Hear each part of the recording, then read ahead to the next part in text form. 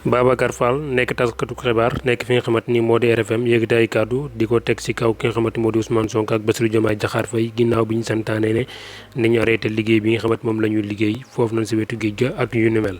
laataa ñu yàgg li xibaar boobee ñu sant leen gërëm leen ci ànd bi nag ni seen bii di Buzz Sénégal Actu yow mi aboneegul ñu ngi lay ñaan nga abonné te activé cloche bi bu leen fàtte di like vidéo yi te di ko partagé. Babacar Fall taskatu xibaar moom moomee di wax ne ki nga xamante ni moo di président Ousmane Sonko ak président Bassirou Diomaye Diakhar Faye ginnaaw bi nga xamante ni jël nañ dogal ne kat li nga xamante ni moo di tabax yu yees yi nga xamante ni ñu ngi koy tabax jamono ji corniche bu Ndakaaru ak yeneen yi nga xamante ni moo nekk sax ci filawoo yi yëpp nañ ko arrêté ba si fi nga xamante ni moo di diwaanu Thiès foofu sa mbuurkat nañu arrêté tabax yu ni mel ndax nag li nga xamante ni moo di chantier yooyu mën nañ ni ñi nga xamante ni ñoo ko moom nag amin nga xamante moom lañ ko amee nag dafa dara leeru seen bopp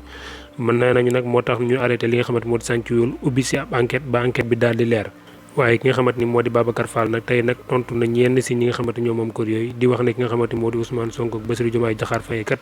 ñu ngi dëkk si ay kër yoo xamante ni mën nañ ne 500 millions lay jar te ñu ngi fa dëkk ak ñi nga xamante ñoo di seen i njaboot te ñoom ñooñu kër yooyu nag mën nañ ne